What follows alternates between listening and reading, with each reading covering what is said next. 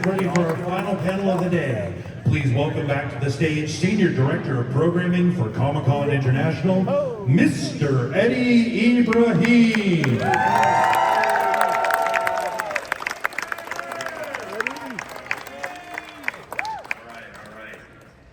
How many of you have been to a Kevin Smith panel? Do you have any new people in the audience? You are in for a treat. Kevin is going to entertain you for some time. Be aware, he usually does a Q&A. If he says he's going to, answer the question, it could be 45 minutes until he's ready for the next one. So just be aware. It has been great to be able to meet him and work with him over the years.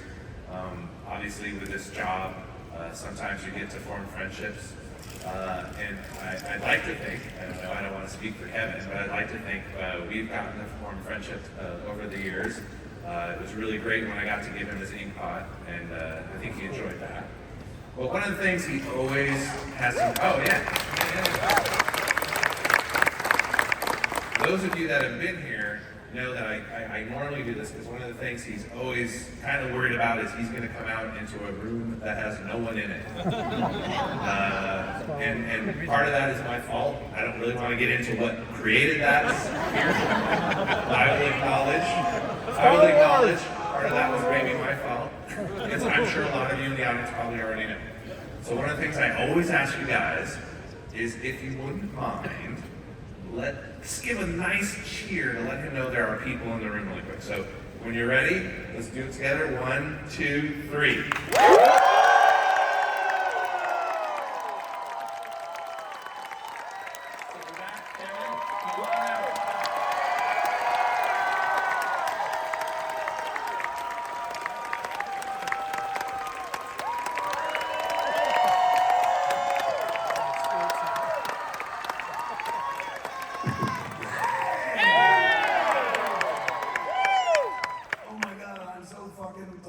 To be here.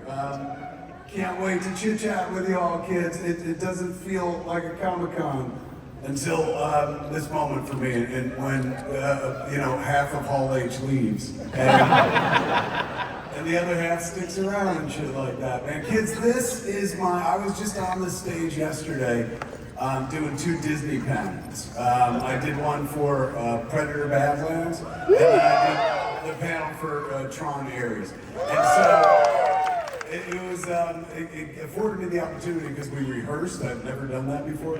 And at one point I got to go in the audience and watch the clips they were going to show. And this fucking room is huge. I've never seen it from that perspective. I've only seen it from here and stuff. But when we went on stage, it was a pretty sweet gig. The Disney marketing people were wonderful. But I don't think they're going to ask me back. There were 2 moments. One, in the beginning of the Predator Badlands panel, they had the Predator King come out. He's wearing this huge costume, big mask and shit, had horns, and he comes out and he looks at the audience, and up on the screen you see the Predator Heat Vision. So it was a Heat Vision version of the audience, and then he looked this way, and then you saw me in Heat Vision, and I waved and shit. And then he said some shit in Yautja, that's what they speak. And then he fucked off. And so I got up to the mic and I was like, kids, I don't speak Yautja, the language of the Predators, but I'm pretty sure he said something about the Epstein files.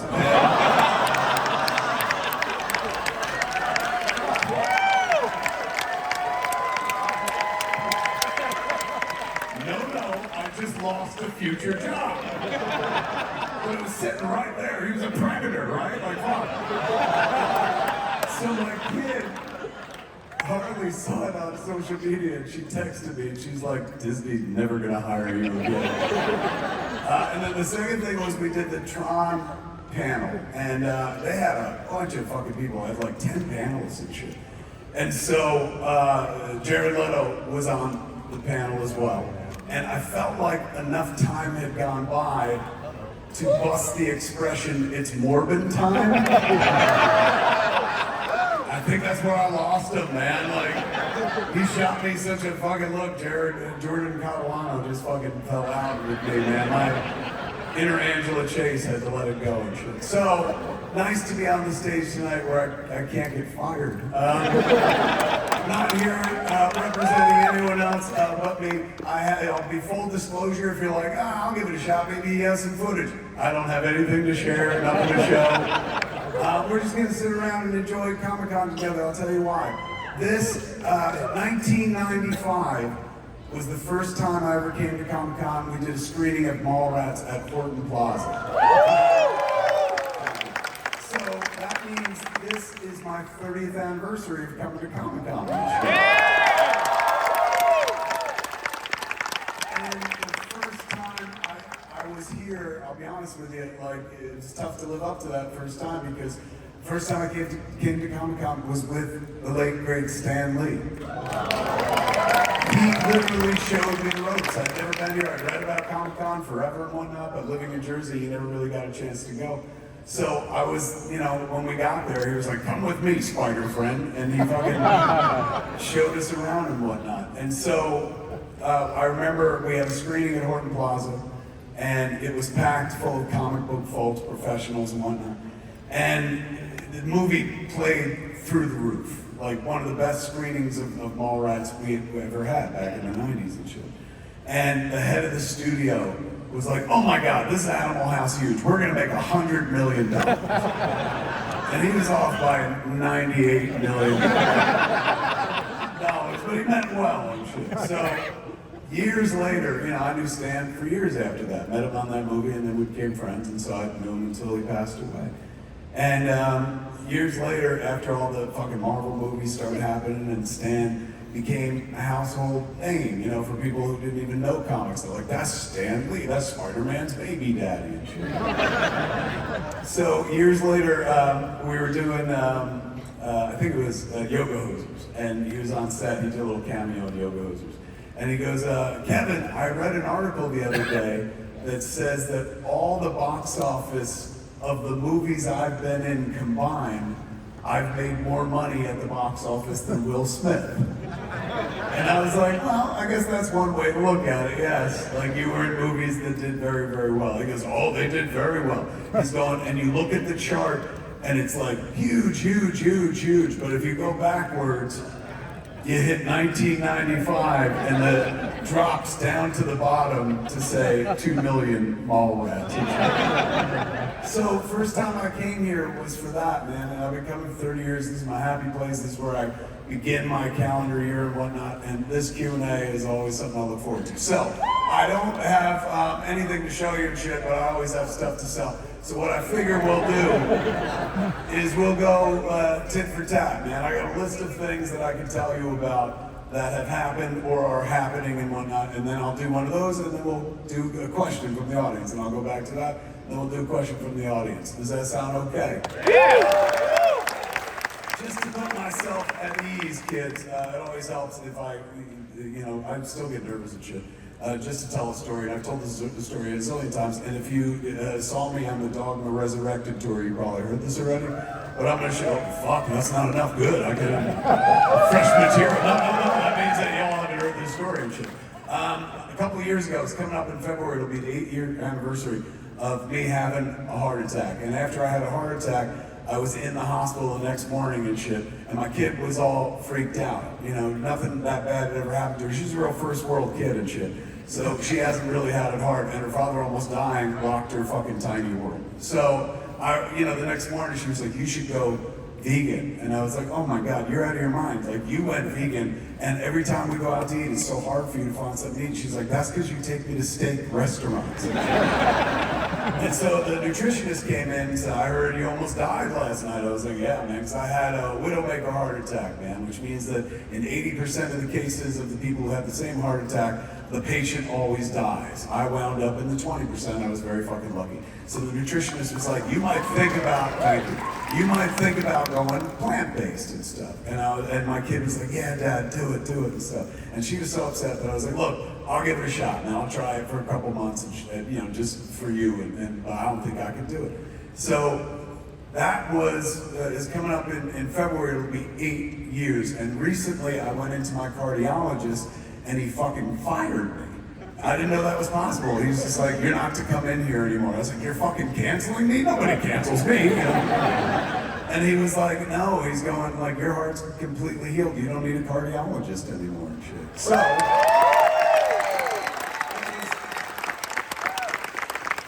very, very nice thing, man. He saved my life, but at the same time, because I went vegan, what a terrible, colorless life it is now. You don't get to eat anything great. So long story short, used to be happy, now I'm fucking vegan. So when I'm out in the world, I always gotta find like a place to eat.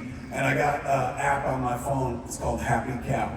And so you enter your coordinates and it tells you where the nearest like vegan restaurant you want to go eat is and stuff like that. Case in point, if I'm in Los Angeles, I enter my coordinates. It's like, you're in one now, motherfucker. You know.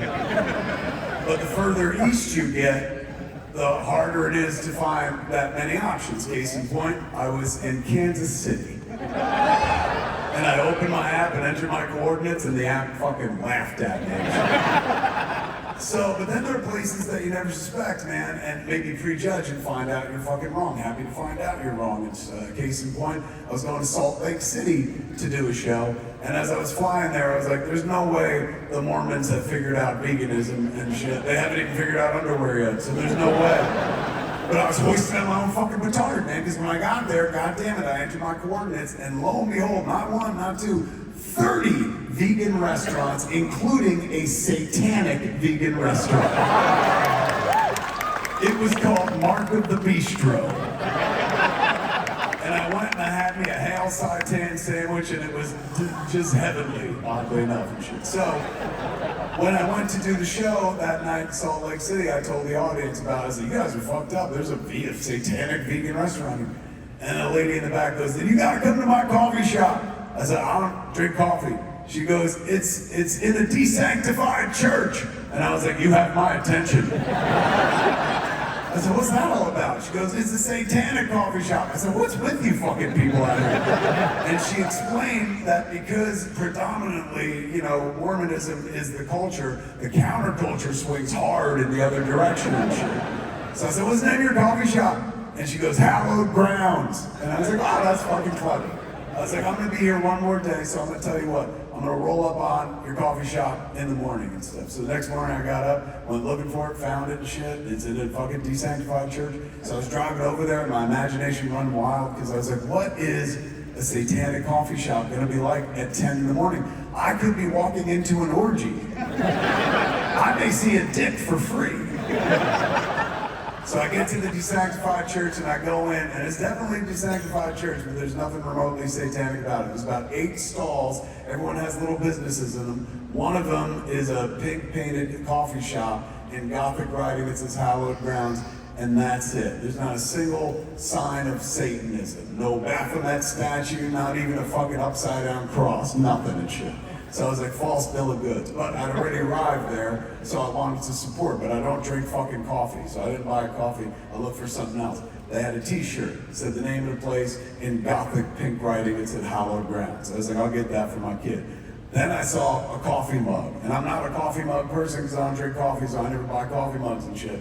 But this coffee mug made me laugh, captured my imagination. If you've been alive as long as I've been alive, 54 years, fuck, if you've been alive 54 fucking days, you have probably encountered the coffee mug that has the coffee mug sentiment on it. Don't talk to me until I've had my coffee. It has gotten a polite titter like that since the first fucking idiot said it to the first poor victim hundreds of years ago, and that person was like, But they've been putting on coffee cups and plaques forever and shit like that. This place had their own spin on it, man. On one side of the mug, Gothic pink writing, it said Hallowed Grounds. On the other side of the mug, in Gothic pink writing, it said, don't talk to me until I've had my abortion. Now, I didn't think it was any sort of political statement whatsoever, man. I am in the comedy business and I recognize good joke construction when I see it. Somebody was like, what's the weirdest word we could swap with coffee? And fuck, did they stick the landing. So I I said, oh my God, I fucking know who's gonna love this mug? My wife, she'll think it's hysterical. And fucking sure enough, I know my wife, man, I brought it home, she's like, this is fucking hysterical. I was like, isn't that fucking funny and shit? She was like, pretend to drink out of it, I'll take a picture. And I was like, oh, she took a picture of me and shit. And I was like, send it to Harley and shit. Harley was laughing and shit. And I looked at the picture, I was like, oh man, I look cute. I was like, this is funny, right? It's a legit funny fucking mug. My wife's like, it's so fucking funny. I was like, and this is a funny picture. You know what? I'm gonna post this on Instagram. Big fucking mistake. That's where fucking fun went right off the cliff, kids. I had no idea the country was so divided.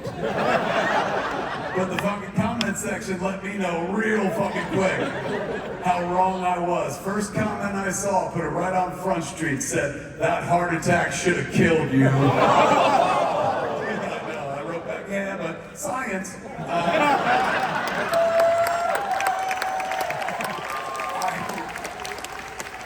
Next, they went after my fucking kid, man. There I am drinking out of the mug in the photo. It says, like, fucking don't talk to me until I've had my abortion. Somebody said, your daughter should have been one. And I wrote back, my daughter should have been a coffee mug? Fuck you to death. They didn't find it that fucking funny. One of them was grisly as fuck, and there I am in the picture drinking out of the mug, and somebody wrote, what are you drinking out of that mug? Aborted fetuses? And I wrote back, I'm vegan. But the weirdest one, it was baffling, but it was also bemusing, man. It was so sweet, and I'll never forget it and shit. It wasn't harsh, it didn't fucking curse me or something like that, or want me to go to hell. It very simply put on Front Street, I can't believe my favorite filmmaker from the 90s would make fun of religion like that.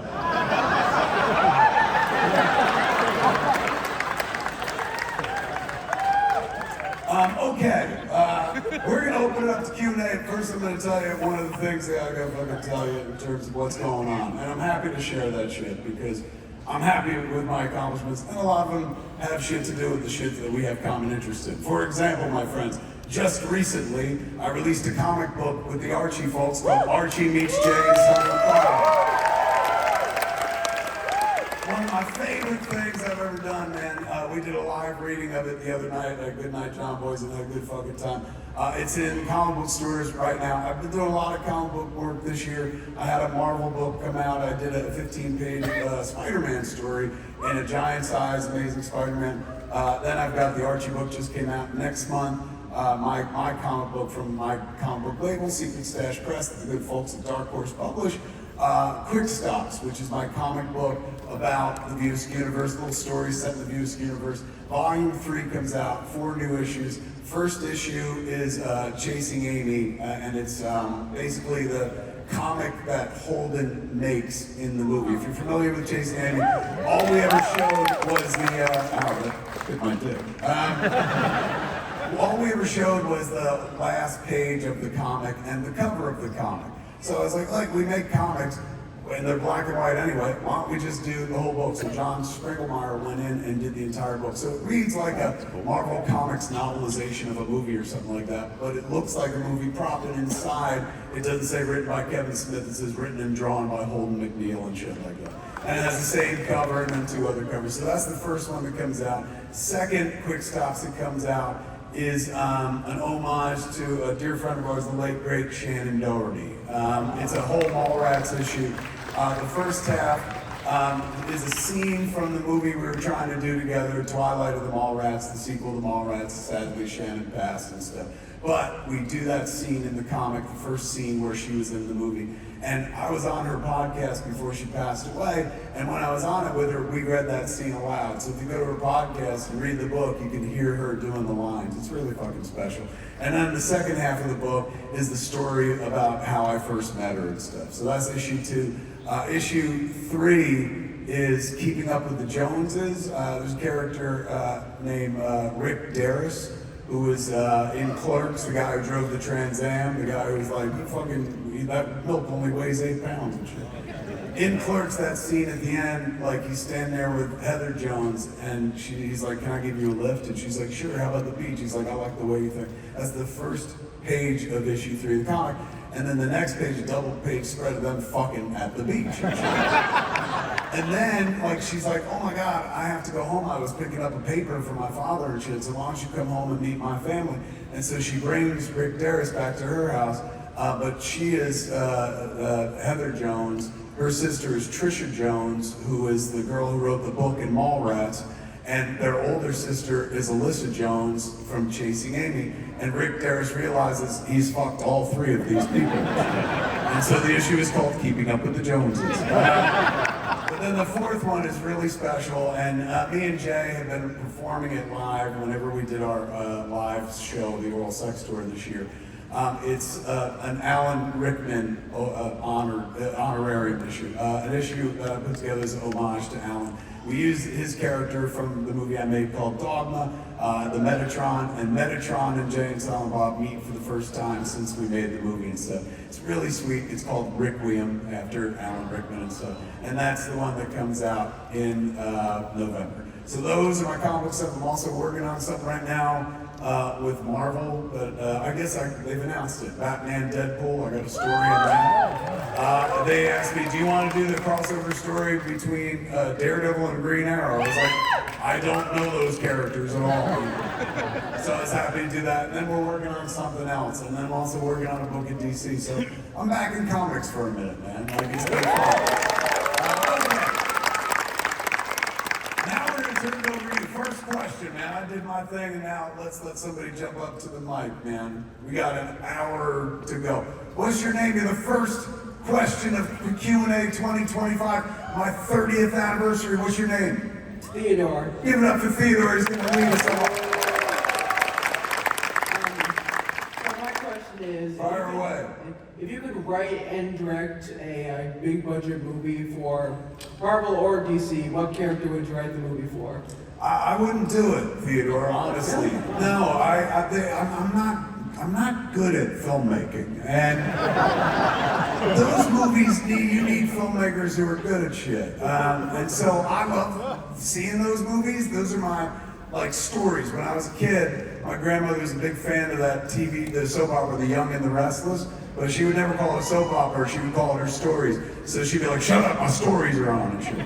Marvel movies are my stories, but oddly enough, even though I'm a filmmaker, I never look at them and go like, oh, I would love to make one of those. Or even, oh, I think I could do that sort of thing. I know how to make Kevin Smith movies, that's about it and shit. Good news is no competition in that category whatsoever. So I love those movies, but I would never think about making one. I know for a fact I wouldn't, because I directed some episodes of CW shows. I directed I think it was 4 Supergirls and 3 Flashes or something. And I loved it, I had a great time, and they were only 9 days to shoot the entire fucking thing. But invariably, by day 6, I was always like, are we still shooting this shit? If this was Clerks, we'd be done, you know? So I don't really have the patience to make those long movies. I've interviewed the Russo brothers. It took them, when they did the 2 Avengers movies back to back, that was 2.5, fucking 3 years of their lives and shit. And if I worked on something for 3 years, man, I'm telling you right now, we're going to be like, go back for another fucking 3, you know? So I'm not the guy to do it. That being said, if I had an opinion in terms of what could or should get made, I've always loved the DC Comics character, The Question. And I think that character lends itself, whether it's Vic Sage or Renee Montoya, that character lends itself to cinematic treatment, because you're talking about a character that has no facial features, no eyes, no mouth, no nose holes, no ear holes. That's just fucking haunting to look at. I've always felt like if you were a criminal and Batman showed up behind you and shit in an alley while you were committing a crime, you'd be like, you need therapy, you know? But if you turn around and saw The Question with no features, you'd piss yourself and kill yourself at the same time. It's very Blumhouse scary. So I think that would make a cool, film noir. And now they've got things up and running with the new DC. Hopefully they'll pick up that character and go running with it. But under the aegis of somebody with more talent, I'll be the first one to sit there and watch it and shit. But you couldn't make me make that shit with a gun to my head. I'm not suited for it. You know what I'm saying? It's almost even though I make films, it's I don't make films like that require all those moving parts and whatnot. And as much as I love them, I just don't think I'm good at that sort of thing. So, thanks for reminding me how much I fucking suck, Theodore. I'm feeling good for my 30th year now. Thank you very much. Give it up for Brother Theodore.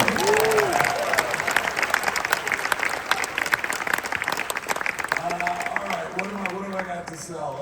Oh shit, this is fucking very exciting, kids. Have you ever seen a movie in the 4DX format? Yeah. It's very fun. It's where you go to a place and you pay way too much money to watch a movie, but you're in a chair that comes alive. It's like a fucking roller coaster, and depending on what's going on the screen, the chair will interact with the movie and shit like that. Like if you're watching The Crawl for the Star Wars movies, your chair leans back, like as just automatically. If you're on a car chase, it moves you around. It blows water in your face. If you're going to see like Twisters, it shoots water and wind and shit. It's a fun way to see a movie, and usually they do it for big fucking action movies. I'm sure they've done it for Fantastic Four. I'm sure they've done it for Jurassic Park. They're doing it for my movie Dogma. It's fucking nuts, man. Like I had to go sit and approve it. I was happy to do it, but they're like, you gotta come and approve it. And I was like, you don't need me to, it's approved. I don't give a shit, man. But I went for the fuck of it just to see what it was. And you know, of all the movies I've made, that's the one that lends itself most to like 4DX treatment. If it was Clerks, the chair wouldn't move ever. You know? So with that, there's some shit that goes on, and the whole third act is more action-packed than the rest of the movie, so the chair fucking comes to life and shit. And so at one point, we have a Golgothan shit demon in the movie, and he shows up, and there's effects and whatnot. So at the end, they were like, do you have any notes? And I was like, oh my God, when the Golgothan shit demon comes up, can you shoot the smell of shit into the theater? And he goes, we are not equipped to do that. But they can do it. If you're like driving in a car and you burn rubber, you smell burnt rubber. Like they'll throw scents into the room. And I was like, well, you don't have shit. And they're like, why would we have that? It's like, excellent point. I said, well, can you at least do this? When the shit monster like, throws a fucking fist and it goes exploding, can you hit the audience with water in the face? And so they're like, we did it. So I was there, and fucking when he goes with his hand, and all the shit goes chasing our characters in the bar, they dive over the bar, it hits the wall. If you're in a seat, you get hit with fucking water, so keep your mouth closed. So Dogma in 4DX, something I never imagined I'd see, but now that I've seen it, I can't believe it fucking exists. It's real fun. Comes out for 1 week, September 15th, man. So if you're like, I just went to see it again recently, believe me, it's not mandatory. But if you're like, I've always wondered what a Kevin Smith movie would look like on a roller coaster, go see Dogma on 4DX, September 15th. Now we go over to you. What's your name, Captain? Hi, Kevin. It's Mike and Nate. It's Mike and Nate, man. Give it up for Mike and Nate. Every Q&A, you guys are here. I've watched the kid go tall and shit. I know, this kid's getting so much taller now. And you age and shrink. Yes. You know what? I'm 56. I'm about to be 55 next week. You know what? It's amazing how things change and people change, and this is definitely changing. I know, you got a little clock standing next to you that will always remind you how fucking old you are. And it keeps me young. Right? At the same time, there's At an the same irony time. to it. That's beautiful. Oh my God, you hear your dad saying these amazing fucking things?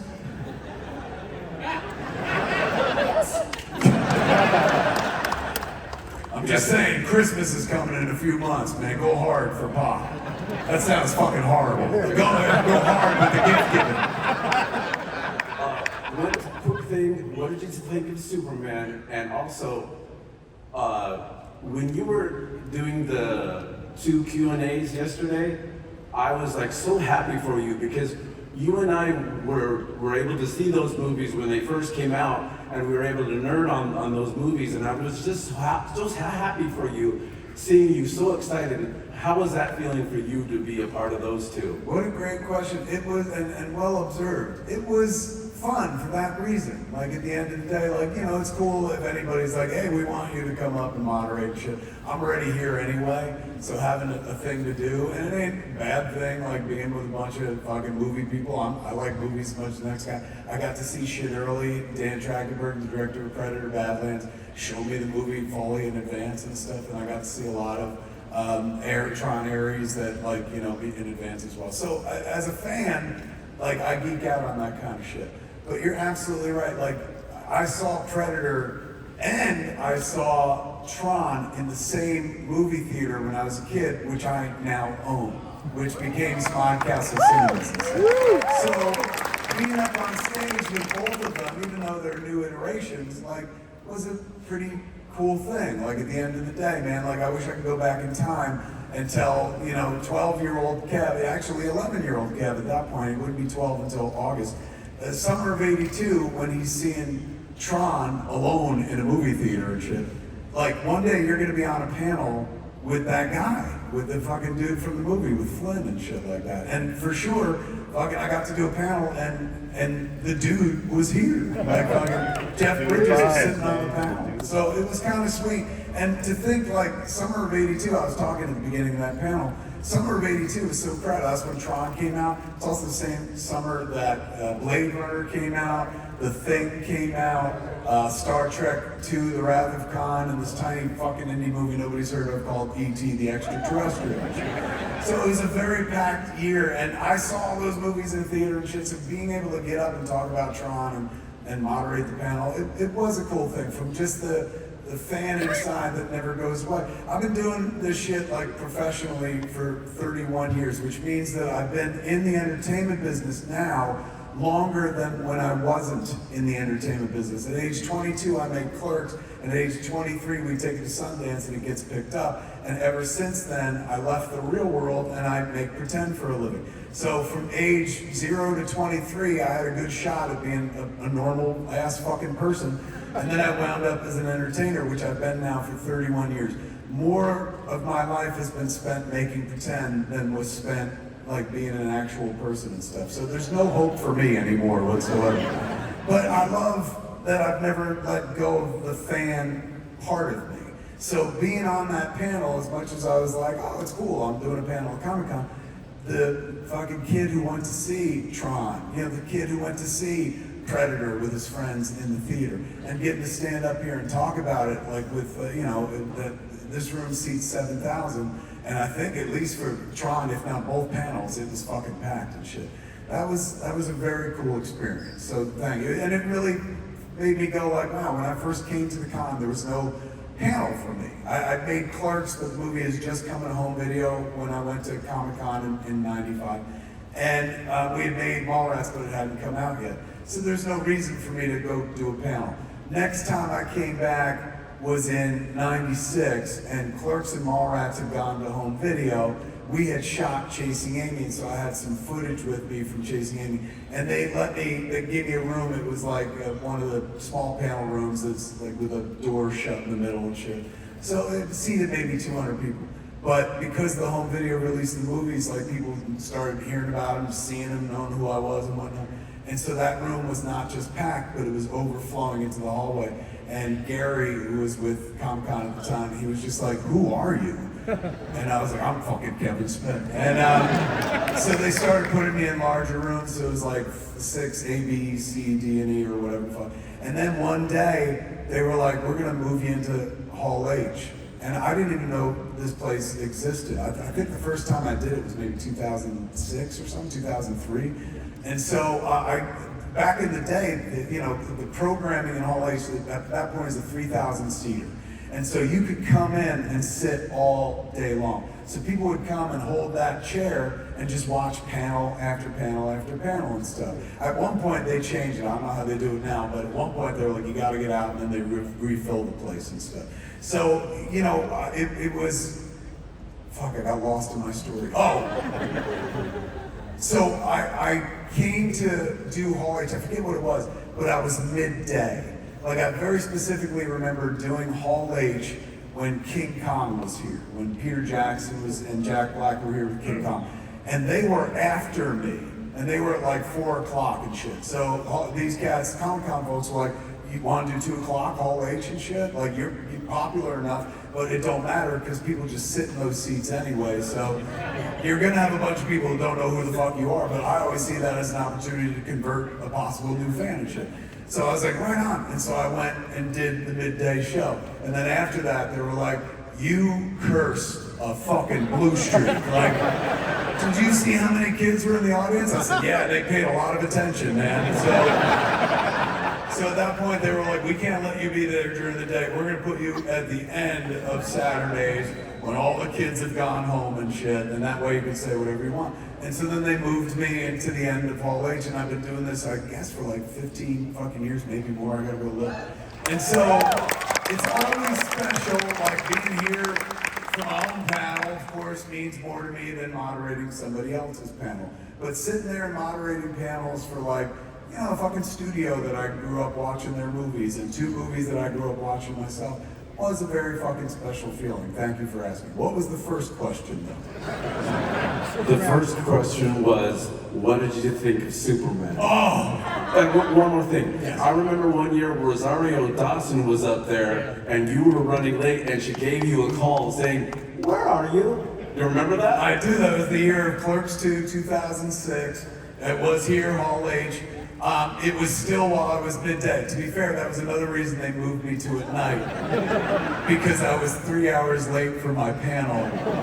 And they had to move things around. So I wound up getting there and still doing a panel, but like hours later. So at the appointed time, and it was like a packed house because like Clerks 2 was coming and shit. People were like, Clerks 2, and maybe he'll be good again. They were wrong, but like, so there was a lot of interest in shit like that. And Rosario was there, and so she came up and kind of did the panel. And we tried to do Q&A. I was in the car driving down because I was like, oh, it's only 2 hours to get to San Diego. That's the last time I ever fucking did that, man. Like, now I leave with more than enough time. But it was an early cell phone situation. I remember talking to her from the phone, and I was like, take a few questions. And so she'd ask questions, have the audience ask questions, say it to me. And then I tried to give the answer back, but the cell phone kept breaking up and shit. So the Comic-Con people told her, like, stop fucking doing it. And then when I came later on, they let me do the show. But I absolutely fucking remember it. I still think about that to this day. Whenever I see Rosario, I think about, of course, all the stuff we've done together, but I think about her, like, holding down the fort at Hall H, because when I got here, fucking hours late, she goes, you motherfucker.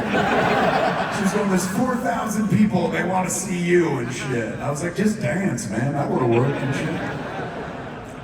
Okay, what did I think of Superman? I absolutely adored it. I went to see it at 2 o'clock on a Thursday, like the first opening Thursday and shit. The first show they have is a 2 o'clock show.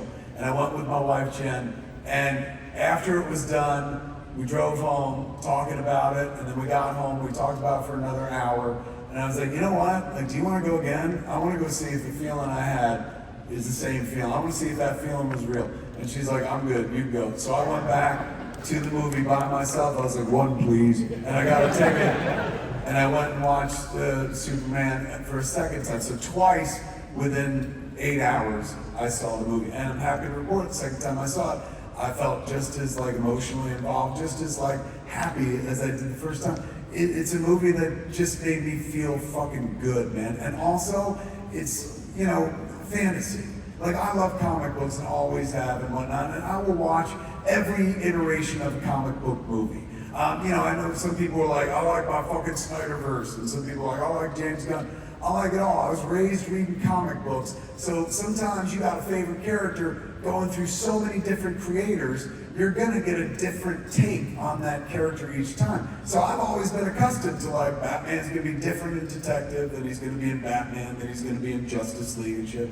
So I remember being a kid, loving comic book movies and always wishing, like, man, I wish someone would do this seriously. Like, imagine if someone did this, but like so fucking serious. And in 1989, when Tim Burton did Batman, we were like, this is it. This is the most serious fucking take on Batman ever. Like, look at this shit. That is the Dark fucking Knight, bitch. Like, you know, we were young, we didn't know.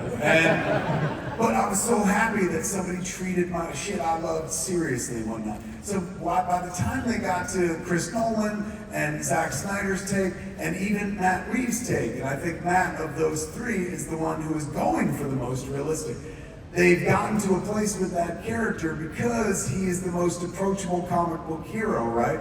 He's, you know, some people could relate to Spider-Man, but like, unless you get bitten by a radioactive spider, it can't happen for you. You can relate to Superman, but unless your fucking planet explodes and you're hurled off like Moses, it's probably not gonna happen to you and shit. But if you had a lot of money,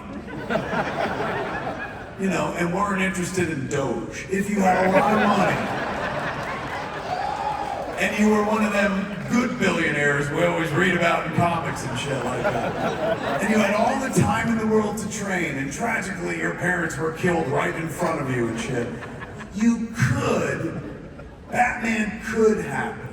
So because of that, it could happen, relatability. They always take that character lately for the last like 20 years and keep pushing him closer and closer to reality. Like, this is what it would be like in the real world. And the Matt Reeves version, Matt Reeves is a wonderful filmmaker, and that movie is incredibly well made, and the cast is great, but it is so fucking serious. Of all the Batman movies, it's the one that's like, this is what it would really be like if Batman happened in the real world. But the problem is, Batman is a fucking fantasy. Like, if you were ever gonna fight crime, would you cover your peripherals to do it? Would you wear a cape that could easily be fucking yanked back and shit like that? I don't care how good you are at a thing, even if you were trained by deadly assassins and whatnot. The world's deadliest assassin training you, his first note would be like, lose the fucking cape, man. So it's an idea of pure fantasy. Of course it is, man. Just like all superheroes are. Superheroes are predicated on something that will never be fucking true, and that's why we love it so much, because the real world is so fucking disappointing. In the real world, nobody's coming to save us. But in comics, you can enjoy a fucking story where the worst thing in the world is fucking happening, and everybody is racing away from it wisely, because nobody wants to die. And then there's one person, very colorfully dressed, heading right toward the fucking danger. Like, that's a beautiful story that I'll read over and over again. So it doesn't matter if you do a hardcore serious take, like Zach did and like Matt Reeves does with Batman, or if you do a Tim Burton take, or if you do what James just did with Superman. I'm there. Tell me a fucking superhero story. Treat me to the fantasy, because that's where I want to go. I'm trying to fucking escape, man. So take me to a place where, like, just when I'm about to hit the fucking ground, somebody's gonna swoop in and save me at the end of the day. Take me to a place where fucking somebody's gonna make sure that vengeance is visited upon the people that fucking do harm to my loved ones and stuff. That's the stuff of absolute fantasy. So I want that shit to be as close to fantasy as possible. So for me, Batman is like my Riddler wears a leotard with question marks all over it, you know? Because generally people don't do that in the real world. And so if you're gonna commit a crime as the Riddler, you would kind of do it like the Riddler did and like Paul Dano did in Matt Reeves' movie and stuff, which is creepy and haunting, but that's not the fantasy that I'm looking for. Again, it's not a criticism, not me saying that movie sucks. No, it's really wonderful. But I like when the character is treated with some frivolity. One of the things that I loved about Superman was the return of the trunks to the outside. And that's not because I'm a traditionalist where I'm like, that's the way it was. I thought that fucking Henry Cavill's Superman looked good without the fucking trunks. To be honest, he would look good with no fucking clothes whatsoever. And I suggested that to Zack Snyder, and he didn't take me seriously. But like, the idea, I read like an interview before the movie came out with David Cornsweet, the guy who played Superman, and he did such a fucking wonderful job. And he's, I guess right before, and I'm not telling tales out of school, I read this on the internet just like y'all. Right before they shot the first scene of Superman in the costume, that's when they made the decision to put the trunks on him. They had a non-trunks version ready to go, and a trunks version ready to go, and the decision at the last fucking second. And once you commit, I mean, you can always like digitally erase and shit, but once you start shooting with the trunks, you're kind of pot committed and stuff. And they made the decision to go with it, and what I read was David Cornsweet made this argument where he's like, there should be some frivolity to the costume. It should be approachable for a child.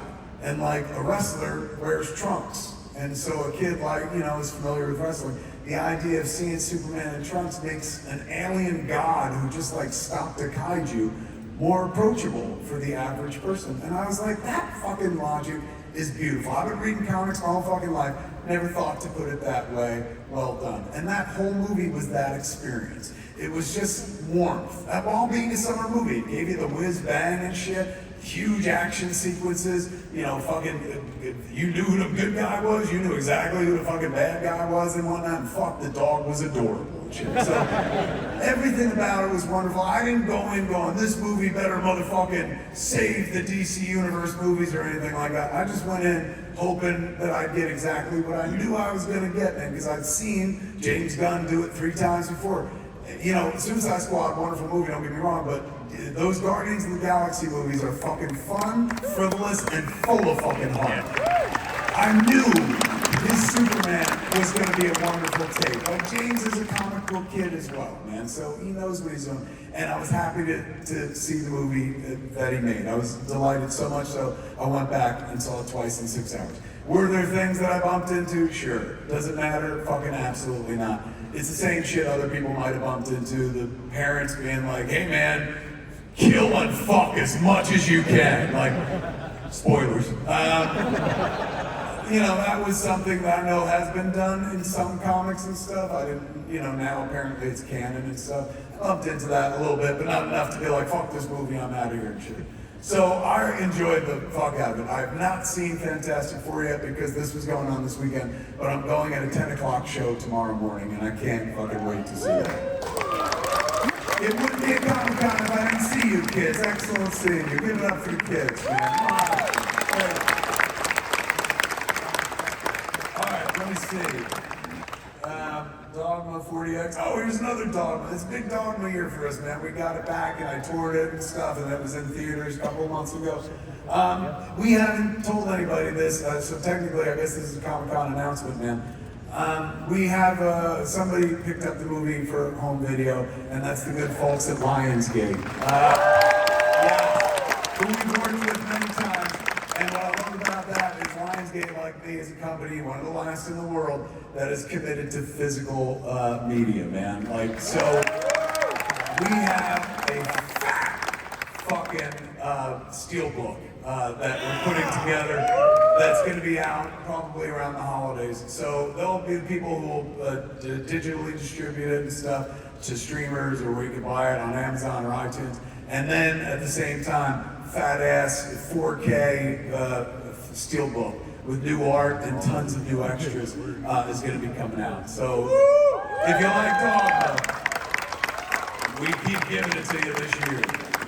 It's the we keep calling it the 25th anniversary. Technically, it's the 26th anniversary, but like the Catholic Church, we stretch our truth a little bit. Over to you, what's your name? Hello, my name is Sarah Hall. Give it up for Sarah. Sarah's next. Take us there, Sarah. So, last year, I had a question for you as a comic book store owner, because my husband and I, no, I'm not going to ask to have sex in front of you.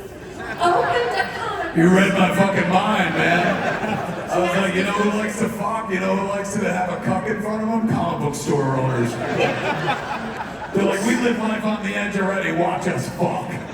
You started it last year with that question. Anyway, D20 Comics and Games. I actually have cards this year. Where is it? Fort Worth, Texas. Texas. All right. How far? Now, Fort Worth is in the Dallas area.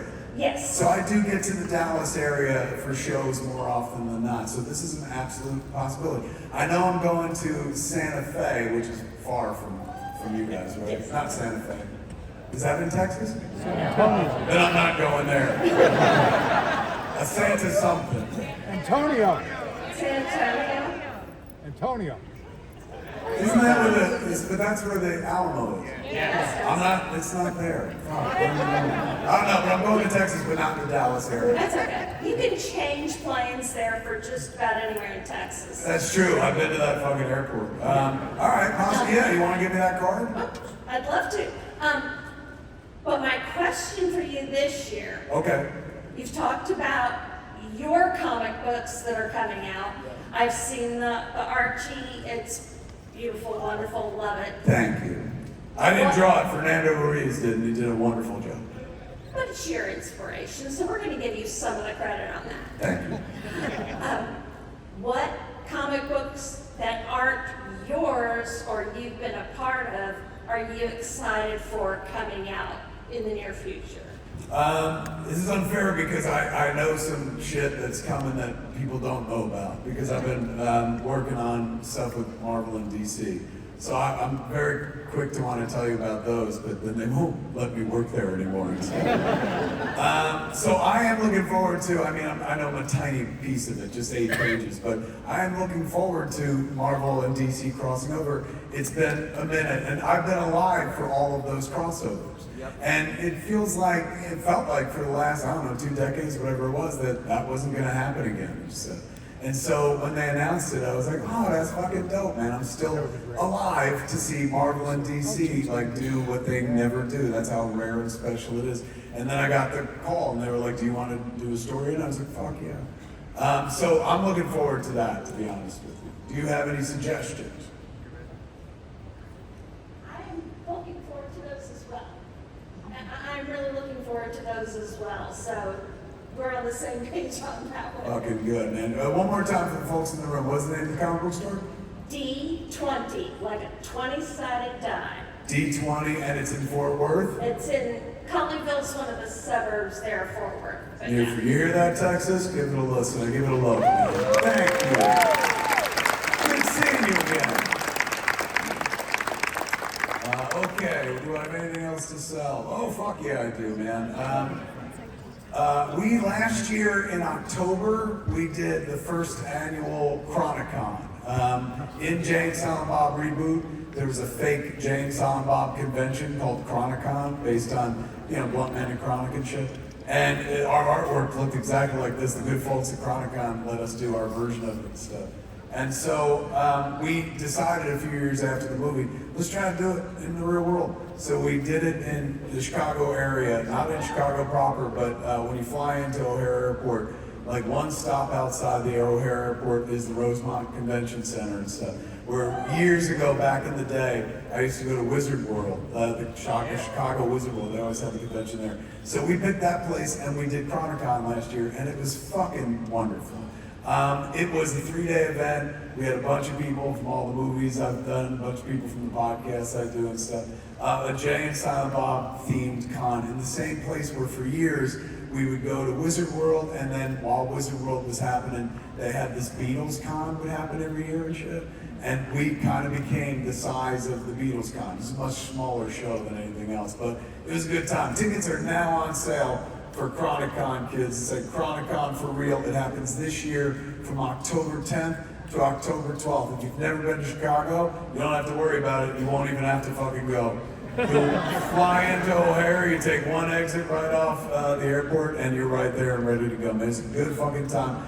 If you're inclined for this Kevin Smith fucking nonsense, come join us at Chronicon in October, man. I'll be the one up front wearing the hat and shit. Okay. Over to you. Hey, Kev. What's your name? Carlos. Give it up for Carlos. Carlos is next. I'm not sure if you remember me from last year, but I asked you about an animated series you're working on and how you thought about it on the ride back. I just want to know the status of that, and also... Was that a fucking year ago? That was a year ago. I'm seeing the animation. It's so weird you say that. Like 2 weeks ago, I wrote to my animator friend to be like, hey man, where are we? And he started sending me more regular updates and stuff. It looks fucking phenomenal. I still don't want to share what it is because I'm like, oh shit, nobody's done this yet. It's low-hanging fruit and stuff. But it's I would say, he said he's got about 80 hours more work left to do. The animator, Dan Edwards, D.S. Edwards. So it's cool, it's fun, I can't wait to share it, but that's not done. There was a cartoon I brought with me that I was gonna show here, but the sound mix was way off when we did the tech check. You could barely hear the dialogue. So I was like, you know what, there's no rush. I can fucking put it up online later on. So I did get busy in animation and went to work cartooning and shit. And then was today, Saturday. So Sunday, Monday. On Tuesday, I go in, I shouldn't talk about this because it may not work, but fuck it. I'm so happy about it. I'm a massive Rocky and Bullwinkle fan. And have been like since I was a kid. And so because of this one cartoon that I was working on and stuff, and because I was involved in, there was a auction at Van Eaton Galleries in Los Angeles. for the items from the J. Ward estate. J. Ward was the guy who did all those cartoons, Rocky, Bullwinkle, George of the Jungle, Dudley Do-Right, so forth and so on. Peabody and Sherman, all that stuff. So I became tight with the family, the Ward family and stuff. And so on Tuesday, we're going into Universal to pitch this new Rocky and Bullwinkle cartoon. I don't want to get my hopes up and shit like that. And I'm going in so low budget, like my biggest selling point is not like, it'll be funny, it's like, it'll be cheap. I did want to add though, that I'm not holding you to anything though, but you did say... I put your name in it. Yeah, and I would be a writer potentially. Yeah. I really do want to write for animated stuff. That's my dream. Me too, that's what I've been trying to do. But my other questions though, would you consider writing your own original comics with original characters, or maybe adapting like an old film, maybe like 4:30 movie or Tusk or anything like that? I definitely think of adapting Tusk all the time, and sooner or later I know we'll get to it. But what do last year, 2 years ago, one of the first books that we did through Secret Stash Press was a book called Masquerade, which is a character that I created with my friend Andy Calfish and John Sprengelmeyer and stuff. Sounds like the first new character I created for comics. Generally speaking, I work with other people's toys, like I've written for Marvel and DC, or I'll take my characters from the movies into comics. But Masquerade, I think, represented the first time that I created a character directly for comics. And eventually I want to, now that I'm working in comics again, what I'm hoping to do is get DC to be like, okay, and do a crossover with my character and Batman. So, it'll take a couple years, but I think we'll get there. Thank you. Good seeing you again, man. All right, I got the last thing on my selling list is, did anybody go to Cruise Askew last year? Well, the three of us are going again. That's right, the kids, we did Jay and Silent Bob's Cruise Askew last year, and it was a fucking good-ass time. I'd never done like a cruise before. We never had our own cruise and shit. So it was kind of like Chronicon, but on the ocean. And so we're doing it again. It was pretty popular, and the folks who went were like, do it again. So we skipped 1 year, which is this year. It's happening in 2026 in February. It's called Jay and Silent Bob's Cruise Askew. Tickets are at jayandsilentbobscruiseaskew.com right now. It's shockingly good fucking time. Going into it, I was like, one of us could get eaten by a shark. Mercifully, that didn't happen. But before we left the port, this was so fucked up. Out of nowhere, I was talking to somebody, and I looked over the side of the boat, and a plane had crashed in the water. It was like a Piper Cub, a small plane, a propeller plane. Right in the fucking water, man, like in front of our boat. And the whole boat fucking tilted because everybody was fucking on the side of the boat going, a plane fucking crashed. That's not a good omen at all, And the person was fine. They got out of the plane, they were waving to us while we were taking selfies and shit. So, Jay and Silent Bob's Cruise Askew, that was not the most entertaining thing that happened on the cruise, but it was pretty damn entertaining. Lots of shows, live shows and stuff like that, live script readings. It's a good ass time, and of course then all the amenities of going on a cruise. So if you're into that, if you want to spend 3 days at sea with Jay and Silent Bob, fucking go to jayandsilentbobscruiseaskew.com, and we'll see you on the high seas in February 2026.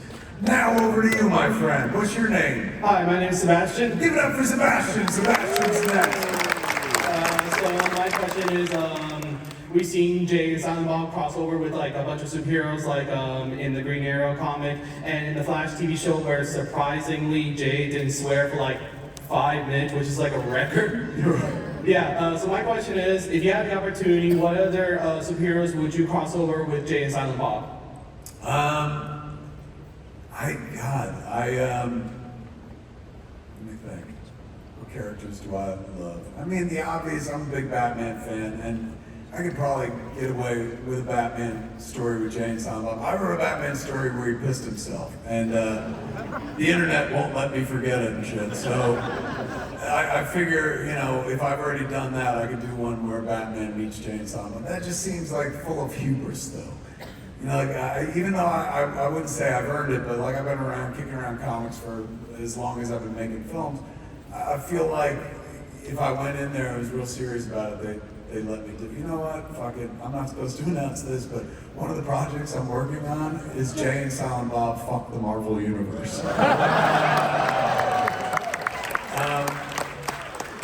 It's just a Jay and Silent Bob in the Marvel Universe book, and if you're a Marvel Comics reader for the next year, you're gonna start seeing Jay and Silent Bob just popping up in the background of a lot of Marvel books. They sent me a page like, this is you guys in Wolverine, and it's not like Wolverine's not like fuck off, bub, but we're in the panel and shit, and so they wanted to filter us into the world before my story, so I'm fucking writing it now. So. Who do I want to cross him over with? All the characters that I've written in that story. And it's literally every fucking Marvel all-star. Their scene with Deadpool is pretty amazing. But of course it's a Marvel book, so there's a certain amount of constraints. So it won't say fucks the Marvel Universe, it'll have, the comic book cursing fucking dingbats in place of the word fucks. But yeah, so I am working on something like that. You fucking got it out of me, man.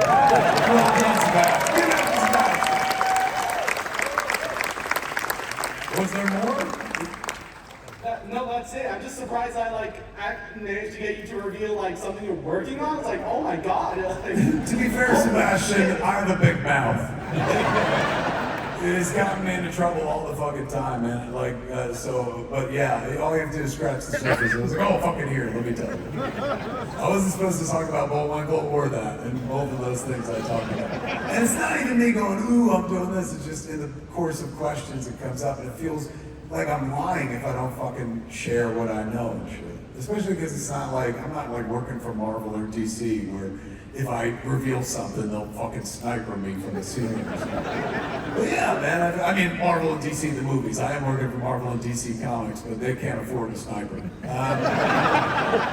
Page rate, whatnot. So, but yeah, she got that. Be well done, man. Well done. Give it up for Sebastian. I got enough on for salsa. We'll just Q&A. What's your name, Captain? Hey, Kevin. Do you remember me? I was here last year for the 430 movie. Fucking A. What's your name? I'm Jake. Give it up for Jake. Jake is next, everybody. And I was also here yesterday for Predator Badlands and Tron Ares. How were the panels from the audience? They were awesome. The light show. Even I giggled. Right when you were waving for the Predator panel, but so I heard you giggling. Yeah. Oh, really? Yeah. I did. If you guys heard, yes, that was me. That was you. I showed my mom the 430 movie, and she theater hopped when she was a kid. So, Mom, I love you. And I'm glad you watched this with me. She liked it. That's fucking beautiful. Is Mom here? She is, actually. So she's seen you up on the big screen? Yes, she has. A lot. Actually, a lot of my friends freaked out because I put this on Instagram and it's on last on my Instagram account. Okay, my question. Yes, my question. I'm gonna keep this very short and sweet. So Stan Lee has been a big part of your life, a big portion of your heart. You've done Mallrats, and you did Jane's Silent Bob reboot. That was an archive footage from an IMDb interview we did here. Yeah. Yes, that's true. Yeah, absolutely. What was your favorite memory with Stan Lee, or it could be a personal memory you had? I mean, God, there are so fucking many. Well, here I'll do two that happened at Comic-Con. What was it? Let me see. 1995 is the first time we come. 1996, we come back and have a booth for the first time. 97, we come back. Chasing Amy's already come out, and we've got the comics on the horizon and stuff like that. So I want to say that it was post Dogma, so it would be 2000, maybe it was around the time of the Clerks cartoon. So me and Jay were on the floor doing a signing at an end cap. It was for, I think, a poster company or something. So they had us at their booth, but you had to walk up a few steps, and we were sitting there signing for people and whatnot and handing them down to folks. Stan rolls over to see us because, you know, we've known him from for years at this point, from Mallrats going forward. And so he comes up, you know, it's about 6 steps to come up, joins us, and then, hey, spider friends, you know, we were sitting around chit-chatting. He always like, Kevin, you know, he knew me instantly, but he never remembered Jay's name, which is so weird because it's just a letter, you know, like, so he'd always be like, hey, Kev, hey, Kev's good friend, you know. So we chit-chatted with him for a bit, and then we were like, where are you going? He's like, I've got a panel, you know, no rest for the weary. And we're like, all right, man, see you later. And so he's heading off the stage, or the rise that we were on. And again, it's only 6 steps, but it is 6 steps above the fucking floor. And so he's walking away, we go, bye, Stan, and he goes, bye, and turns and falls down the fucking steps. Right to the fucking ground, dude. And you want to see Comic-Con stop dead? Everyone in the aisles were like, oh, he killed Stan Lee, you know? But Stan, man, was fucking like, you couldn't stop him. Like, he hit the fucking ground, and you were like, because he was old even then and shit. Instantly popped right back up and was like, bye, spider friends, and kept going and shit. It was so charming, and just like, it made you feel like, oh my God, he is a comic book character. One of the other really sweet memories I had is when you come to do panels here or to do Hall H, you're in the back of the convention center and you pull in to a place where they got a carpet and stuff, and the cars drop you off, and then they take you down the back way to the joint.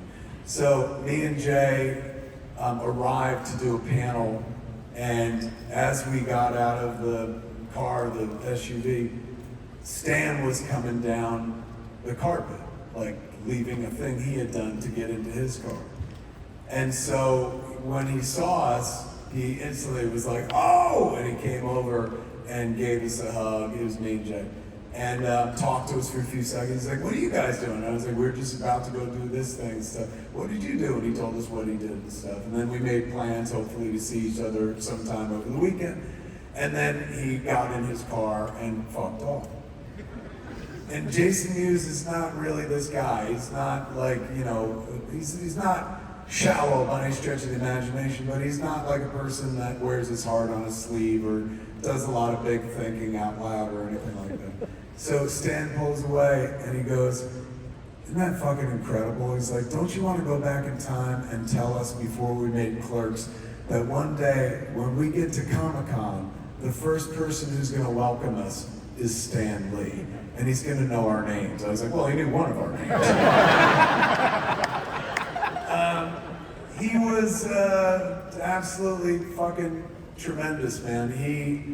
He was like, when I wrote the scene in Mallrats for a comic book guru to play, it wasn't written for Stan, because I don't dream that big and shit. So I just wrote it for a made-up comic book guru character and shit. And Jim Jacks was the producer of Mallrats, one of the producers. When he read the script, he was like, who's this? I love the comic book character scene, the guy who gives him advice. He said, who's that supposed to be? I was like, it's nobody, it's not based on anybody, but I said, I guess if it had to be somebody, it would be like Stan Lee. And he goes, why don't you just write it for Stan Lee? And I was like, I don't fucking know Stan Lee. And he goes, I do. And I was like, Hollywood is good. Like, all these fuckers know each other. And I was like, how do you know Stan Lee? And he's going, I've been going out to dinner once a month with Stan Lee for the last 3 years. He's going, once I got into a position in the business where I could fucking try to develop things, I reached out to Stan years ago because I grew up reading his comics and I was a massive fan. And he's going, we've never been able to do anything, but every month I take him to Dan Tana's and we go out to eat. So when I read this scene, all I could think about was like, Stan would do this. And I was like, well, fuck, man. He goes, rewrite the scene for Stan and I'll bring it to him when I go out to eat with him and shit. I was like, right. So I rewrote the scene.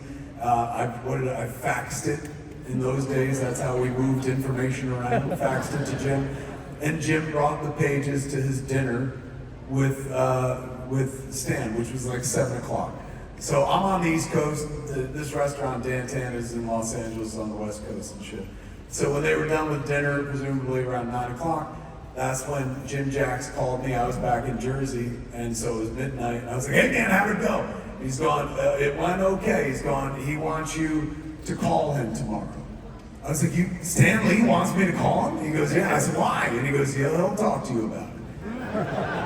And I said, what does that mean? He goes, let him tell you. I said, well, how do you react to the pages? He goes, he'll tell you about that. And I was like, no, Jim, goddamn, you can't leave me hanging like that. What did he say? And he goes, you really want to know? And I said, yeah. And he goes, all right, well, I gave him the pages. He read them right there at the table. And the first thing he said was, Jim, I would never say this shit. And I had to explain to him that it's not really him, it's playing a fictionalized version of himself and whatnot, and he understood that. But he had a question, and he wanted to talk to you about it first. So you're gonna call him at POW, his offices, and talk to him. And I was like, oh my God, this is fucking nuts. So the next day I called him, and they were like, hold for Stan Lee and shit. And then he answered the phone. He's like, hey, Spider Friend. I was like, oh my God, there's that voice, man. That's amazing. I know exactly who you are. I've been listening to you forever, reading the comics and stuff like that. This is honestly like a very cool moment for me. And he goes, well, thank you. He goes, it's very cool that you wrote me a role in your movie. And Jim shared it with me, and that's why I wanted to talk to you about it. And he's going, I would really like to do it. And I was like, oh my God, that'd be amazing. I'd like you to do it. He's going, but we got a little issue. I was like, oh my God, what's the issue? And he goes, well, in the movie, you have this beautiful scene where I'm telling your main character, or giving him advice, telling him the story about the one that got away. I was like, yeah. And he goes, it's a great story, but it's me telling that story, Stan Lee in the movie telling the story about the one that got away. And if Stan Lee is in a movie telling a story about the one that got away, the one I got at home will throw me out of the fucking house. I was like, you're talking about your wife? He goes, yeah, I can't dishonor Joni like that. There was never anybody but Joni. Even if there was, it was always just Joni. So he's going, so I can't just go out there and say, you know, this story about falling in love with some woman that got away. He's going, but I was thinking about it. He goes, what if it added a scene where then I could say afterwards that I was just kidding around? And I was like, oh my God, like that's easy for me to do. I'll write that. You could say it to the TS character, his friend. He goes, yeah, well, if you could do that, I think I could be in your movie. And I was like, fucking yeah, done and done. And I knew Stan for years after that. Like when we got him on set, he was 75 years old. And I'll never forget, Jim Jacks was like, okay, everyone be careful with this guy. He's so old he could die at any minute. And Stan lived for another 21 fucking years. Jim Jacks died 10 years later. It's really haunting and fucking sad and shit. So he came to like fucking play with us and stuff like that. And, you know, came and did the part as written. And I got to know him from that day forward, and we became friends over the course of all those years and knew him until he passed away. So knowing Stan, as I grew to know him, I understand what happened in that phone call. Like Stan told me a really great story about how, you know, I gotta fucking say that this is made up because otherwise it'll break Joni's heart and stuff. And I was like, oh, I'm just a big fat romantic, so I fucking love that. But after knowing Stan for like 10, 20 years, I realized the brilliance. Stan literally doubled his scene count in one phone call. Simply by being like, I should probably be in a second scene to explain the first scene. And because I'm that kind of filmmaker that has scenes that explain the previous scenes anyway, I was like, fucking, you're right, we should do that.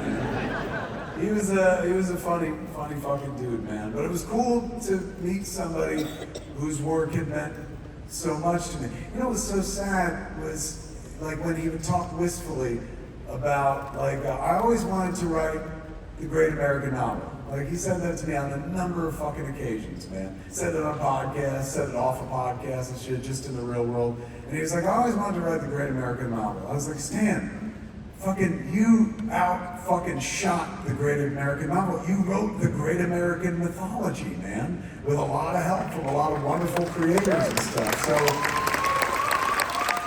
he knew who he was and he knew how to sell Stan Lee, that's for sure. But he was, you know, like everybody, internally he felt he'd missed the mark. And yet for so many of us, he was the only one. He was the apostle. He was the one that built our church and gave us our fucking faith and stuff. So getting to know him over the course of the end of his lifetime, which wound up being a good 20, 25 fucking years, was incredibly fucking special, man. It was weird. One time we did a commercial around the time the Age of Ultron was coming out. They hired me to do an Audi commercial that was Stan Lee, it was centered around Stan, and it was the Stan Lee School of Cameo Acting. And so there were other people in it, like Michael Rooker was in the spot with us, me and Jay, Tara Reid was in the spot for some reason and stuff. But she was good. Lou Ferrigno pops up in the spot as well. And the premise was all of us are actors attending the Stan Lee School of Cameo Acting, because he's done cameos forever and shit, so he knows how to do it. So, he gets up on a soapbox, Stan's soapbox, and he has the Thor helmet on, and he goes, "This is acting." And then he takes off the Thor helmet, and he puts like a fucking mailman's cap on. He goes, "This is cameo acting." And we're all writing notes and shit like that. Very cute spot. So he was there with us all day long, and just in fucking heaven. He's the center of attention and shit, getting to be funny and whatnot. And he's a grown-up kid at heart. He liked having a good fucking time. So when he was all done, he was a kid at heart, but he was an old man in the real world and shit. So we'd had him for 8 hours. At a certain point, we had to let him go because he was a napper. He was just like, Kevin, at 6 o'clock, I have to go to sleep, And I was like, that's a little early to go to sleep. Don't worry, I get up at 8, and then I stay up for another hour, then I go back to sleep. So he left, and we saw him all. I said, "Ladies and gentlemen, give it up for sensational Stan Lee." And the whole crew loved him and shit. Everyone had taken pictures with him all day long and shit. He got in, the car took off. His accountant dude showed up toward the end of the shoot. Stan's like, he loves this stuff. Can he watch? I was like, oh my God, absolutely. So we hung out, and while we shot Stan's last shot, and then he hung out while I was doing the shots that didn't involve Stan. It was a car shot that Stan wasn't in, that Lou Ferrigno is hitchhiking at the end of the spot, and the car goes past him and stuff like that. So Stan was done, but we were still shooting. And so his accountant buddy is standing next to me, and he goes, "Stan did good?" I said, "Oh, Stan did great." I mean, he had to play Stan, and fucking if Stan knows how to do anything, it's to play Stan Lee and shit like that. So he knocked it out of the park. And he goes, I know him real well. He's going, "I could tell he had a good time." And I was like, "Yeah, he seemed like he was really enjoying himself. I saw him genuinely laughing and stuff." And he goes, the accountant guy goes, "He always has a good time with you." And I was like, "Yeah, I always have a good time with him." It just felt like we were having that kind of conversation, nice thing to say. And then the dude devastated me with the next comment. He goes, "He thinks of you like a son." I just thought we were like casual friends because I put him in Mallrats and shit. Like, hearing that one of your icons thinks of you that highly, that was fucking everything, man. That was a really wonderful moment. So when I think of Stan, that's what I think of.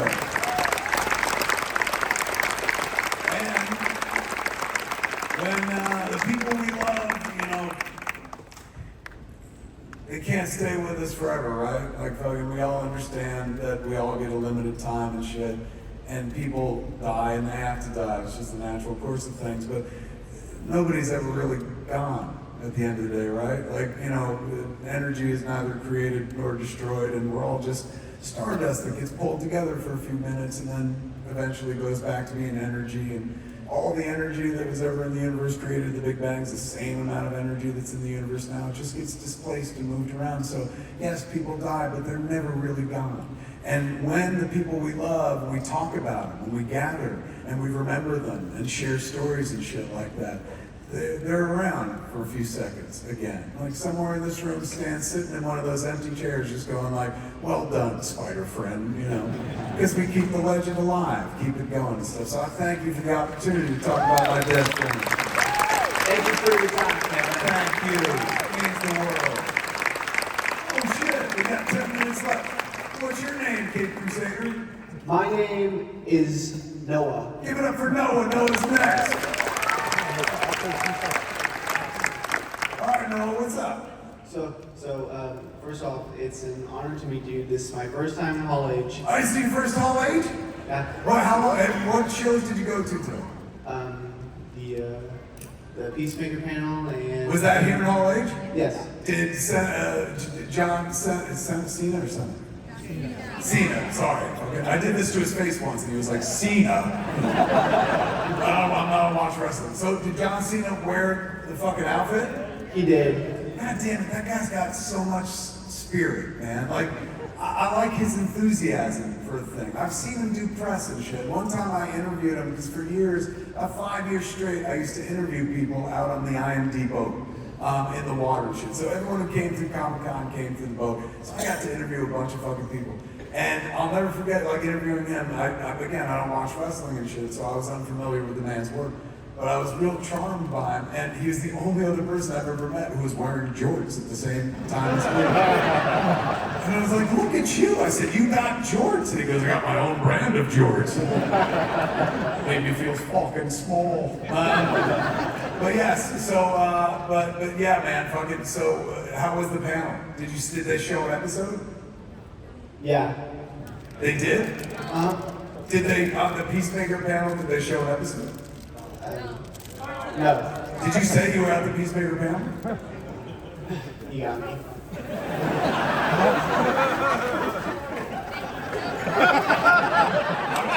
Now I'm having one of those moments where I'm like, maybe I'm just high. Did you mention the Peacemaker panel? I did. So you were there? I was. Did they show an episode of Peacemaker? Only a glimpse. Well, that's different than what you said before. Fair enough. I'm glad we got to the bottom of that, though. So you saw Peace, they didn't show a whole episode, but they showed some footage. Right on. How was the panel? It was fantastic, like, blew my mind. Oh shit, now compare it to this panel. What is this blowing for you?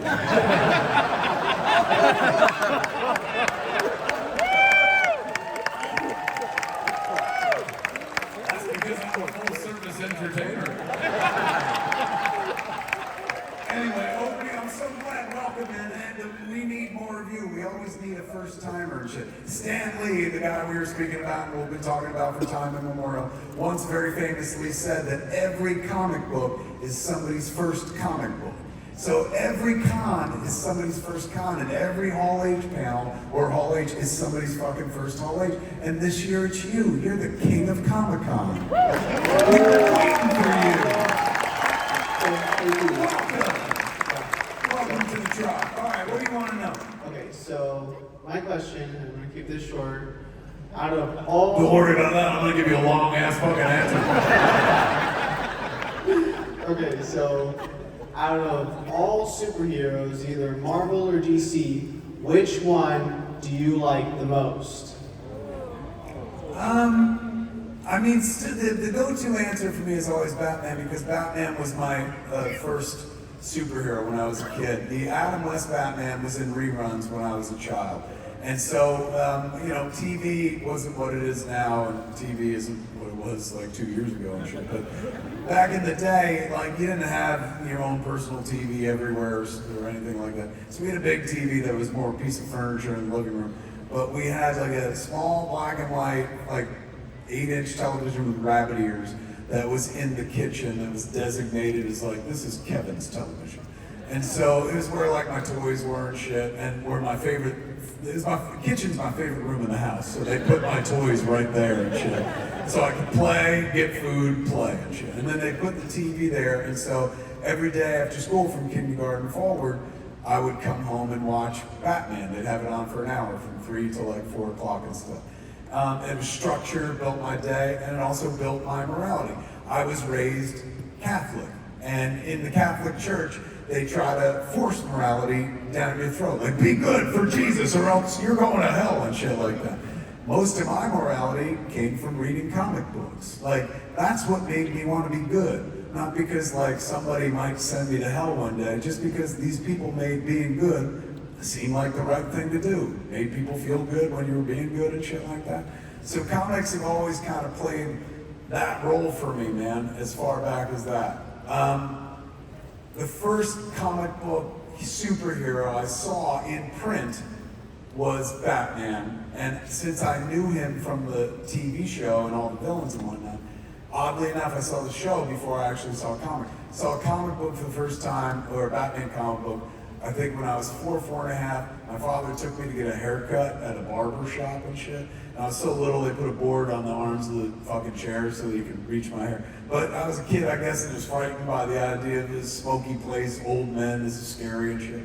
And so I was nervous about going toward the chair. It looked like a dental thing, so I didn't want no part of it. And my father was like, I'll get my hair cut first so he can see what it looks like and stuff. And the barber, whose name was Vinny the barber, was like, he told me, he goes, under the TV, there's some comic books.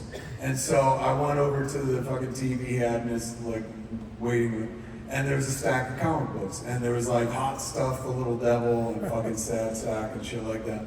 And then when I went through those, the first comic is that Neil Adams, first Batman comic I ever saw.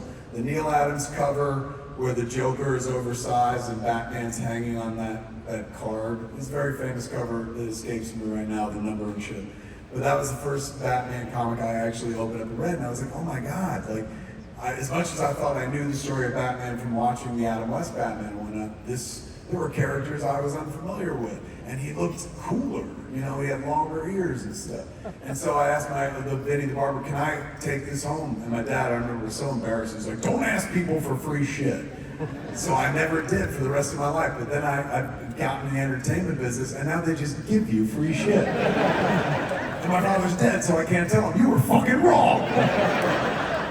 So I would have to say Batman. However, the second comic book I ever saw was fucking Spider-Man. And Spider-Man is near and dear to a kid because Spider-Man was created for kids. The idea that Stan and Jack had was like, let's put him in a mask and it's a kid, and that way it could be any fucking kid as long as he's wearing the mask and shit. Any kid could imagine they're Spider-Man. Just like they had written Robin into the Batman mythos, like, hey man, the audience are kids, let's put a kid in the fucking book so they can see themselves in the book and stuff. So Spider-Man is also like a big feature in my childhood. Graphically beautiful fucking character. He's never been out of print in the toy market. You know, there's always been a Spider-Man figure, a Spider-Man Mego doll, so forth and so on. So I would definitely say those two characters, Batman and Spider-Man, are the ones I gravitate toward the most because of being raised in them, the emotional connection, nostalgic connection. But, you know, then there are characters that I've written for, like Green Arrow and Daredevil, that I know inside and out because I spend more time, like, telling stories with them. But to be honest with you, like, I love them all, man. I honestly, like, having been raised on the Bible, I'm inclined toward morality tales and shit. And that's all comics are. Comics, you know, they tell you stories about being good, like, same way that Bible stories tell you stories about being good, man. The thing about comics is, like, they got way better costumes than Jesus ever wore. So I like those stories more, and I like getting my morality from them, even now, till this day. And I know at age 54, I should have established my own morality and not rely on comic books, but ain't nothing wrong with a refresher. Every day is a fucking school day, man. And any comic book story I read that reinforces, like, yeah, man, do the right fucking thing is worthwhile. So those characters would be the ones. What was the main point? Was it which characters I like the most or which I would fuck? What was the question? Which character do you like the most of all? Zatanna. No, Batman. Good? Fucking hell, give it up for him, man.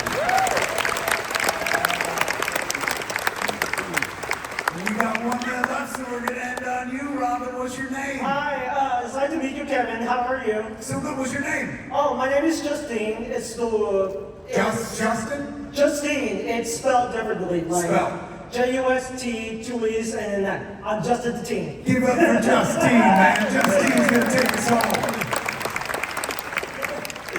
Okay, Jay told me about you. Like, he reintroduced me to you when I first found you in the Lego Batman game, and I'm honestly. Is that the first place you saw me?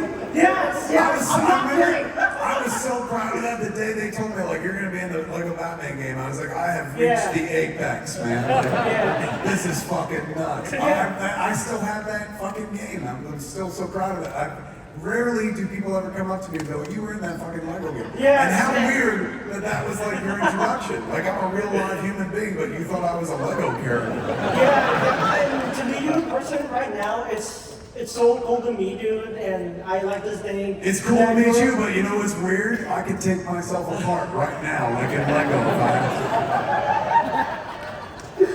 But yeah, you're a cool guy. Thank you. Honestly, cool guy.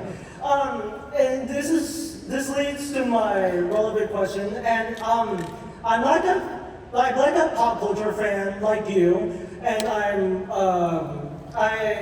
hold on, I need to think. Collect yourself. We're here for you. I like Marvel, I like DC, I like Star Wars, I like every other fictional superheroes or sci-fi, but my most favorite thing is Transformers. I love Transformers. Yeah, it's one I like growing up when I was a kid, seeing robots transform into cars or trucks or jets. I love it. It's a cool concept. Yeah, it is a cool concept. So, my most question to you regarding the Transformers, which faction would you choose in the Transformers universe? Also, I like to say one thing, release Transformers 1 sequel and watch the Transformers 1 movie. It's a great movie. Go watch it. Go watch it. They should fucking pay you, Paramount, man. Thing is, Paramount hires you, they'll probably fire you as well, as we've seen recently. Okay, what is the main question about Transformers is which iteration do I like? What was it? Which faction? Decepticon, Maximals, or Quintessons, or Mercenaries? I mean, by virtue, look, I thought there were two. I had no idea. I had no idea that Transformers had moved into pronouns at this point as well. Okay, so for me, tell me the one that aren't the traditional two of Decepticons and Autobots. There's Mercenaries, there's Star Raiders, they're Predacons, they're Maximals, what else? There's the Primes, the 13. Have they put any of those in the movies? Transformers 1 they did, Rise of the Beast they did, I absolutely love that movie. I know everyone's gonna be like, boo, fuck you, but my favorite Transformers thing is Bumblebee. I thought Bumblebee is incredibly well made, and like warm as fuck and whatnot. The first Transformer movie, the first few that Michael Bay did, like that was when I felt like an old man for the first time, because I was like, I can't tell what's happening. Like, which one is fucking Optimus Prime? Like, it was just metal bashing into fucking metal and shit. But Bumblebee, I could, oh, that's Bumblebee. Like, I understood that very good. If I had to pick one, I mean, again, I lean more toward the good guys, and Optimus Prime's voice, what was his name? Peter Weller. Yes, Peter Cullen. You met him? Yes. When? Fucking that voice, like, if somebody was gonna tell me, if somebody had to deliver the news, you're gonna fucking die today, I would take it from that voice.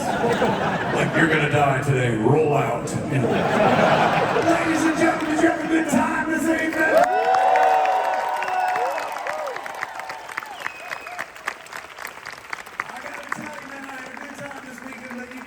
My 30th Comic-Con so special, man. This has been a lot of fucking fun for me. I love you too. I'm gonna remind you one more time. I mean, I didn't do it today, but generally I always do it. Remember, up in front of people and stuff. Kids, you probably saw a lot of people this weekend at Comic-Con. You're seeing one now. You'll see some tomorrow and stuff. Every one of the fucking people that you're gonna see who walks across this stage, walks across any of the other stages, shares something at the genetic level with all of you. They began their journey to wherever they are by being a fan, just like you. And they aggregated from the audience to the stage as a creator. That's not because they have God-given talent. That's not because they're special. That's not because they were fucking handpicked or something like that. That's because they tried. That's because they said, that looks fun and I want to try it too. So if you like this shit, and if you're willing to sit in a seat for hours listening to people talk about movies and stuff, you're a filmmaker, you just haven't made your film yet. So I implore you, over the course of the next year, man, it's fun to watch other people do things and make things. It's even more fun to do them yourself. And now we live in an age when everything's possible. When I made my first movie, we had to rent film equipment and shit like that. Like, the first film I ever did cost $27,575. And most kids, when I tell them that today, they're like, what'd you do with the money? Now they've got fucking technology that you can make your own film. If you've got fucking one of these goddamn phones and shit, you got a studio in your pocket, you can make whatever you want. If you don't want to make that, shit, you can record a podcast. If you don't want to do that, you could just write.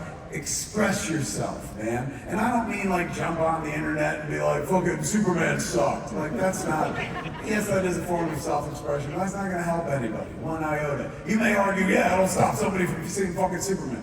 Let them make up their own fucking mind and shit like that. When I say express yourself, I mean share something of yourself that only you could possibly fucking share, man. Everyone in this room is an amazing little content generator, living a very unique life experience from all the rest of us. We all share the human condition, but your journey is so fucking unique and so interesting, man. When first-time storytellers think about doing stuff, they try to ape what others have done before, mimic what has been done before. Like, that seems successful, I'll try that. That's a way to go. You could do that. If there's success one time, perhaps there'll be success in another time as well. But I would always encourage you to die on the cross of originality, because you have something to say that nobody has ever fucking heard before, and you're the only person who could fucking say it.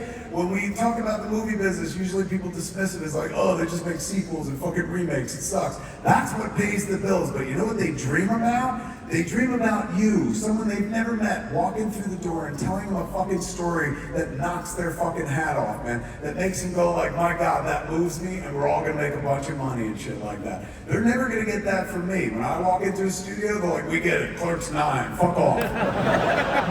But they've heard my stories over and over again and shit. It's all variations on themes. I've been doing it for 3 decades. But you have not. And everything you have to say is fucking useful. We are all in this together, but nobody is coming to save us, man. The only way we get out of this one fucking best possible of all worlds alive is with togetherness, man. We have answers that other people need. When you express yourself and tell your story, you're not just possibly entertaining somebody, you're possibly giving them fucking information, tools for them to make their life fucking a little bit better, man. So not only do you get something off your chest and get to make a piece of art or something like that, make pretend. And if art sounds too lofty, just bring it down to like make pretend to do a fucking thing.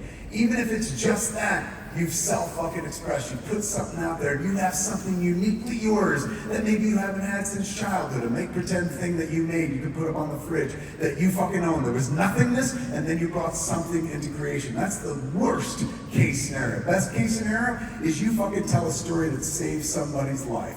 This is not an exaggeration. I've been doing this shit 31 years, as previously mentioned, and invariably, no matter where I go in the world, I always meet people who will tell me some sweet story about something I fucking made that changed their life, man. I use this example all the time because it still moved me. It happened within 2 years. 2 years ago, I was doing a show in Dallas. What was that fucking show? Dallas Fan Con, or whatever it's called and stuff. So while I was there, you take pictures and you sign shit. It's just like this fucking con. And there's a dude who came up, and he had a copy of Mallrats on VHS. Beat up the fuck. Looked like it went through a washer machine and shit. But it's from 1995. It's a VHS. It's a fucking relic and stuff. He put it on the table. I said, oh, look at this fucking piece of Americana. I was like, this has seen better days. Holy shit. And he goes, that's my copy. I've had it for years. I want to get it signed for my son. And I said, how old's your son? He goes, he's newborn and stuff. And I was like, oh, all right. Okay, well, don't show him this movie for many, many years. And he goes, no, I'm gonna show him this movie because this is the movie that saved my life. That's why I want you to sign it to him. And I hear that compliment quite a bit. It's a nice thing that people say. We're like, you did a thing that saved my life. And I've said that to other artists, and I know what that means. It's not really fucking true. Like when somebody goes, Clerks saved my life, it's not like they're like, I was hanging from a cliff and a copy of Clerks, I grabbed onto it and saved my life. No, they're speaking metaphorically or whatever. It's a nice thing to hear as somebody that did something that changed or saved somebody's life. So when he said it, I know how to respond to that after years. I was like, oh my God, thank you, that means the world. And he goes, no, I'm being serious. He's going, I just want to share this with you before you sign it. He's going, when I was a kid, when I was a teenager, every day I came home from school, my father would beat the shit out of me to within an inch of my life, every day, really violently. And then I would crawl in a bloody pulp to my room, close the bedroom door, clean myself up, put in Mallrats, and I would escape to the mall with Brody and TS and Jay and Silent Bob, and that was my escape, and that gave me my strength to head into the next day. He's going, now I'm a father, and I would never do to my son what that piece of shit did to me, but I know that this is important, that my boy know that he's alive today because I lived through some shit, so can you make it out to him? It was Mallrats, kids. Like, it wasn't even one of the good movies I made, you know what I'm saying? But that movie had a profound fucking effect. When I was making Mallrats, I wasn't thinking like, this is gonna help some poor kid somewhere who's getting a regular beatdown. But it did, man. And so you never know what the fuck you're working on or what you could possibly say that is gonna save somebody else's fucking life. Every day is a fucking school day. And you have information the world will never know unless you share it in one form or another, man. So if you choose to use that voice of yours, and I don't mean just your speaking voice, I mean your voice is your perspective, your voice is your currency, your voice is how you see the world and spit it back to the world, the filter through which your perspective comes out for everybody. Your voice is valuable, it's your currency, you can fucking spend it, and you should in this lifetime, man. Don't tell other people's stories. Tell yours, man, because it's unique and it's never been told before. And no one can ever tell your story. Nobody has your perspective, and who knows how valuable that perspective is. So it's fun to sit around at Comic-Con and watch people who made their dreams come true, man. I sat here moderating panels with famous people who made movies and shit. I was like, fucking A, they all started out there as fans and shit. Now they're up here doing their thing. And it's fun to sit around and do that and whatnot because we love the arts, the popular arts. But kids, I implore you, don't leave this world without fucking trying it yourself. We're all fucking storytellers as well. No better than any of us who've been up here. Maybe some cats got more money than you, but that fucking don't make a difference. Make sure before you leave this best of all possible worlds, you let them know who you fucking are by expressing yourself. Now, if you're a person that's like, well, I've always wanted to hunt humans, I'm not talking to you, man. Your dreams are unimportant and their nightmares don't make them come true. But try to make your dreams come true before you leave this place, kids. I'm telling you, I try every day. Sometimes it works, sometimes it don't and shit, but like, what are you gonna do other than give it a shot? Thanks for spending the time with me. I love you all. Be very careful going home.